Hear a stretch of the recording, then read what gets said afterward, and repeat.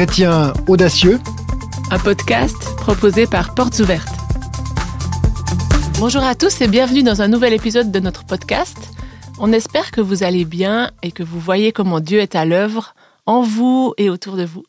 Bonjour Rebecca, bonjour à tous. Le soleil brille, il fait beau. J'imagine que vous pensez déjà aux vacances. Mais on va revenir au podcast et aujourd'hui, nous allons discuter ensemble de la foi audacieuse qui caractérise depuis ses débuts Portes Ouvertes, en s'attardant sur la contrebande. Ah, ça sonne bien ça, la contrebande. Est-ce que Portes Ouvertes alors est spécialisée en contrebande, mais de quoi ? Ah oui, c'est vrai qu'il serait bien de préciser de quoi on parle.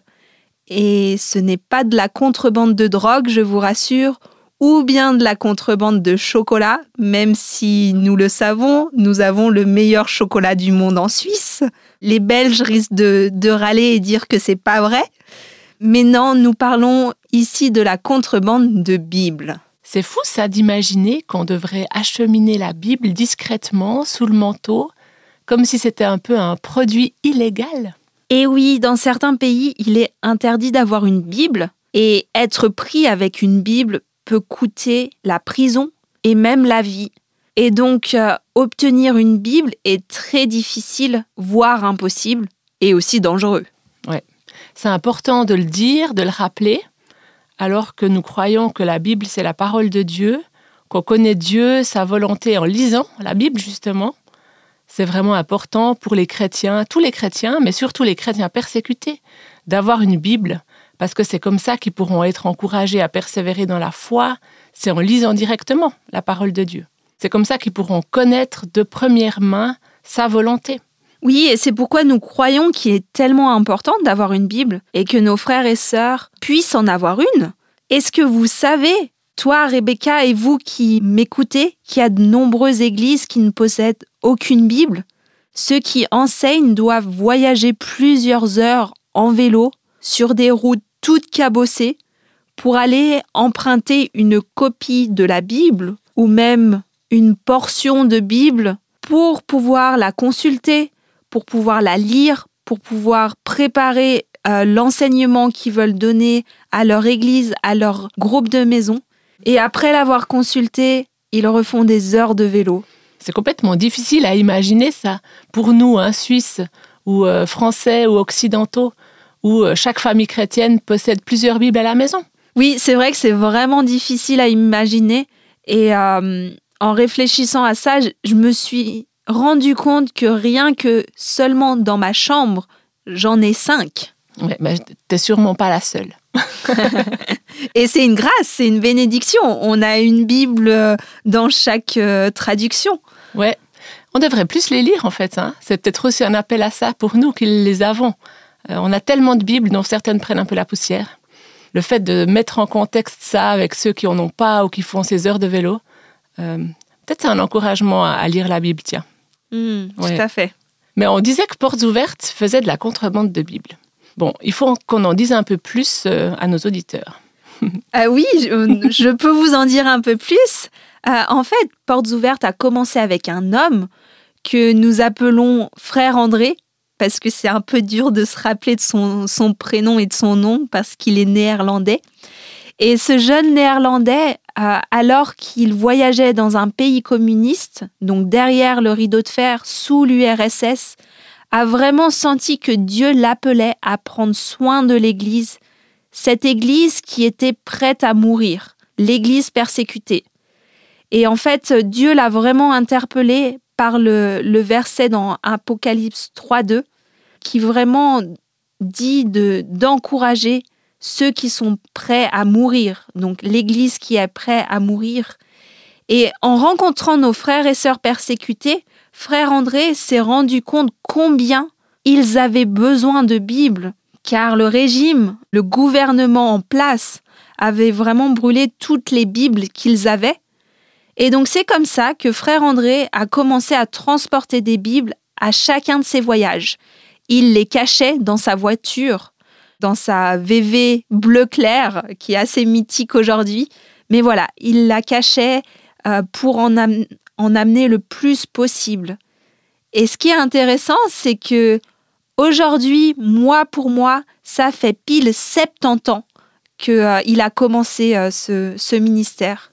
Exactement, parce que c'était en juillet 1955, donc on est pile 70 ans plus tard. Et puis pour nous, c'est assez beau de se souvenir de son obéissance, de sa foi en action, parce que livrer des Bibles dans un pays hostile aux chrétiens, c'était pas sans risque pour lui.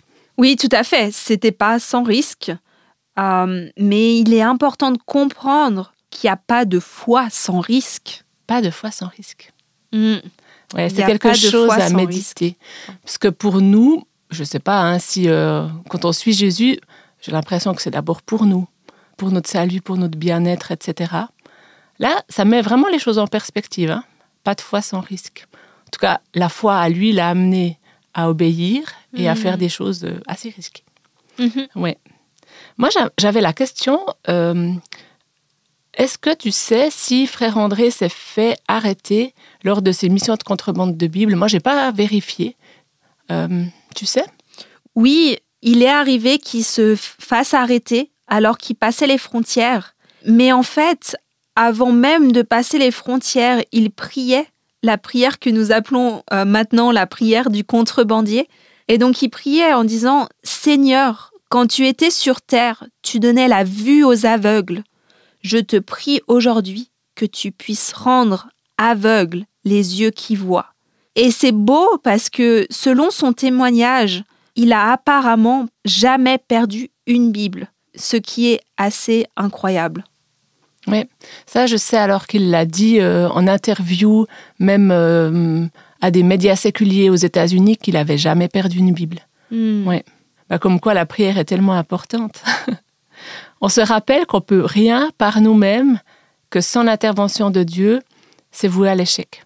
Oui, et d'ailleurs, la prière fait vraiment partie de l'ADN de Portes Ouvertes. Je l'ai déjà mentionné dans un des derniers podcasts, mais je le mentionne de nouveau parce que avant même que je commence à servir, à travailler à Portes Ouvertes, j'ai eu une petite formation et j'étais juste touchée de voir les différents core values, donc les différentes valeurs que Portes Ouvertes s'attachent. Et l'une d'elles, c'est la prière.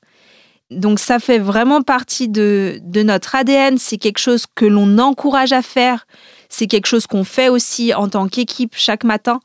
Et donc c'est vraiment un de nos focus. Parce qu'on croit que nous ne pouvons rien sans Dieu. Oui. On le dit encore aujourd'hui, on le vit aujourd'hui. Mais c'est vrai que depuis les débuts de l'organisation, c'est quelque chose qui a été au fondement de tout ce qui a été fait. J'ai entendu dire qu'il y avait un collègue de Frère André, un autre néerlandais. Alors, je ne sais pas si je prononce juste son nom, hein, Corey Beukema. Alors ça, c'est en français, je ne sais pas, les néerlandais diraient autrement. Mais lui, juste avant de franchir la frontière, parce qu'il faisait aussi des passages de Bible en contrebande, il était connu parce qu'il appelait toujours le bureau central aux Pays-Bas. Et puis pendant 48 heures, il était couvert comme par une prière constante de tous ses collègues qui étaient aux Pays-Bas. Il savait que c'était les heures chaudes, les heures où il fallait prier pour ce frère qui avait une voiture pleine de Bibles et qui allait passer à l'Est. Et puis voilà, il était couvert par leur prière. Lui non plus, il ne s'est jamais fait prendre. Et puis, malgré de nombreuses situations dangereuses, il n'a jamais eu d'accident. Waouh, c'est juste magnifique. C'est de beaux témoignages de la puissance de la prière et donc de la puissance de Dieu. Oui, parce qu'il faut se rappeler que c'est Dieu qui est à l'œuvre, c'est de lui qu'on parle. Hein. C'est pas une prière qui est magique. Elle peut pas se faire sans qu'on s'intéresse à qui est Dieu et qu'on ait envie de le suivre lui, de lui obéir à lui. Ça pourrait devenir magique, hein, quand on parle comme ça de « on a fait de la contrebande, on a prié, ça a marché ». Mais c'est pas de ça qu'on parle, ouais. Oui. Et on doit toujours se rappeler que c'est pas ça a marché, mais Dieu a permis. Amen. Que c'est vraiment Dieu qui est derrière. Oui. Mais la contrebande de Bible, j'aimerais le préciser, n'a pas eu lieu seulement derrière le rideau de fer. Il y a quelques mois en arrière, on m'a prêté un livre qui s'appelle « Nom de code Opération Perle » et qui raconte l'opération Perle qui a été menée en juin 1981 et qui est à ce jour le plus grand passage clandestin de Bible de toute l'histoire. pendant lequel 1 million de Bibles ont été débarquées en une nuit en Chine. Et cela à la demande des chrétiens chinois. Certains d'entre eux priaient quotidiennement et pendant des années pour que Dieu leur permette d'avoir une Bible entre leurs mains. Ça montre vraiment leur désir de pouvoir lire la Bible. La mission Perle a été menée avec une rigueur toute militaire, préparée plus d'1 an et demi en avance et impliquant des risques juste énormes, que ça soit pour l'équipage de volontaires, mais également pour nos frères et sœurs chinois qui ont réceptionné sur une plage en pleine nuit ces 1 million de Bibles. Parce qu'ils risquaient gros, ils risquaient vraiment très gros, mais ils étaient prêts à le faire pour pouvoir avoir des Bibles. Je fais une petite parenthèse parce qu'on a parlé de cette opération Perle. Quand on a invité Pierre Chance, on parlait de rendre hommage à frère André qui était décédé. Et puis on l'avait invité pour qu'il nous parle de ses souvenirs. Et puis c'est vrai qu'il nous a beaucoup parlé de cette opération. Donc lui, il était proche de l'organisation. Il travaillait quand ça a eu lieu. Donc si ça vous intéresse, réécoutez le podcast en hommage à frère André. Et puis vous aurez tout plein de détails. Merci beaucoup pour cette info. Je vais, dès que possible, personnellement l'écouter parce que c'est vrai que j'ai pu lire le livre, mais cette opération Perle, c'est quelque chose qui me touche particulièrement. Et puis on a parlé de frère André il y a 70 ans, avec cette contrebande derrière le rideau de fer, maintenant de l'opération Perle, il y a 45 ans. On pourrait penser que c'est des vieux trucs, la contrebande des portes ouvertes, mais la contrebande de Bible, elle n'appartient pas au passé. Encore aujourd'hui, il y a des chrétiens qui n'ont pas accès à la Bible. Oui, tout à fait. La contrebande de Bible, ça se passe encore aujourd'hui, car le besoin de Bible est toujours présent. D'ailleurs, il me semble que tu as écrit un article à ce sujet sur notre site internet récemment, Rebecca. Oui, on reçoit souvent des informations ou des témoignages de personnes qui ont pratiqué la contrebande de Bible. Alors, cet article-là en particulier, il parlait d'un Daniel qui avait, pendant plus d'1 décennie, apporté des Bibles dans un pays musulman strict. Bon, on ne va pas le nommer. L'article ne le mentionne non plus pas. Lui, il utilisait son expérience, ses compétences pour apporter la Bible aux croyants persécutés. Alors, il est écrit d'une manière créative. Alors, je ne sais pas exactement comment il s'y prenait, mais ce que l'article dit, c'est que sa méthode de contrebande fonctionnait bien. Et puis, ce qu'il nous dit, c'est que non, pas grâce à moi, mais grâce au Seigneur. Il rend vraiment témoignage que ça fonctionne parce que le Seigneur intervient. Et il dit encore, vous savez pas combien de fois je me suis arraché les cheveux parce que j'ai soudainement réalisé que j'avais commis une erreur, ou combien de fois j'ai courageusement fait ma valise, mais transpiré de tout mon corps lorsque je me tenais dans la file au contrôle des frontières. Dès que vous voyez ces gars en uniforme, vous n'êtes plus si courageux. Mais Dieu a intervenu à chaque fois. C'est ça qu'il dit.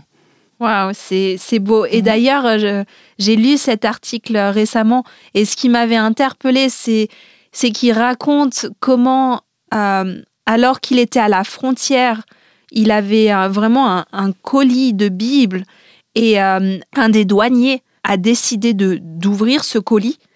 Et donc, il a demandé à tout le monde, à tous ses collègues douaniers de lui trouver un couteau. Et finalement, ils ont trouvé ce couteau de cuisine. Et donc, ils étaient à ouvrir ce paquet. Et en fait, au moment où la lame du couteau a touché le scotch qui scellait le paquet, le couteau a rebondi, mais d'une manière que ça l'a projeté vers Daniel. Et Daniel, assez comiquement, il a réagi de manière en colère. Et en fait, le douanier s'est excusé, s'est fondé en excuses.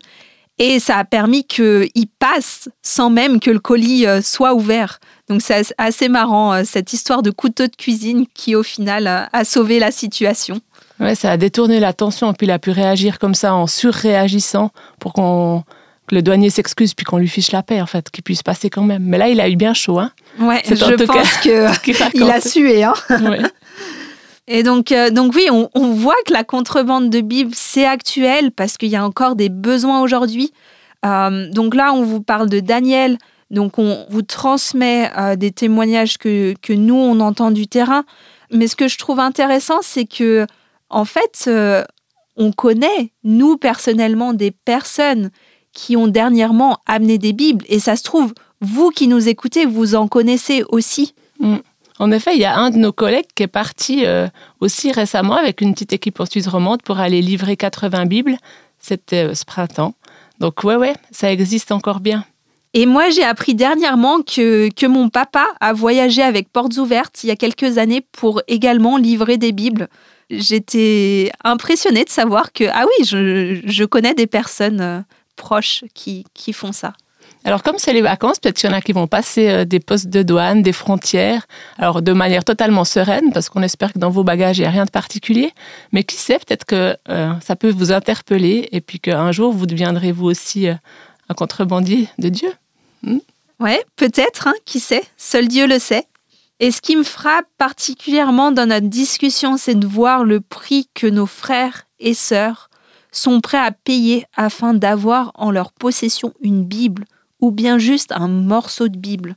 Mais aussi, ce qui m'interpelle, c'est de voir l'audace et l'obéissance dont certains d'entre nous font preuve afin d'encourager nos frères et sœurs en prenant des risques pour leur livrer des Bibles. Oui, ça c'est vraiment beau, c'est vraiment inspirant, je trouve. Mais au-delà de la contrebande, on pourrait se poser la question suivante, un peu plus personnelle. Comment est-ce que Dieu nous appelle, nous, à le suivre, à suivre Jésus quoi qu'il en coûte aujourd'hui? Alors, comme on a dit avant, un peu sur le mode de la provocation ou de l'interpellation, ce sera peut-être pas en livrant des Bibles, enfin peut-être, mais peut-être pas, en livrant des Bibles dans un pays fermé à l'Évangile. Mais ce qui est sûr, c'est que Dieu nous appelle chacun à quelque chose aujourd'hui. Et puis, on aimerait t'inviter, quand le podcast sera terminé, peut-être à prendre un petit moment. Si tu es en voiture, tu peux faire une pause, tu peux te garer, ça te fera une pause aussi. Prendre quelques minutes pour te poser sincèrement cette question. À demander à Dieu, mais à quoi est-ce qu'il t'appelle? Ouais, c'est peut-être de livrer des Bibles, mais ça peut aussi peut-être être de donner davantage de valeur à la parole de Dieu, à la chérir, à la lire davantage, ou bien à témoigner à ton prochain, des amis, des voisins, de la famille. Mais ouais, vraiment, prends un moment devant Dieu et demande-lui à quoi est-ce qu'il t'appelle aujourd'hui. Et je pense que ça, c'est la conclusion. Belle journée, belle soirée à toi. Écris-nous un commentaire sur ce podcast ou sur nos réseaux sociaux pour nous dire la manière dont Dieu t'a parlé, t'a encouragé. Et puis on te souhaite un bel été et on te retrouve le mois prochain. Sois encouragé à suivre Jésus avec audace. Soyez bénis. À bientôt. Bye bye Aline. Salut.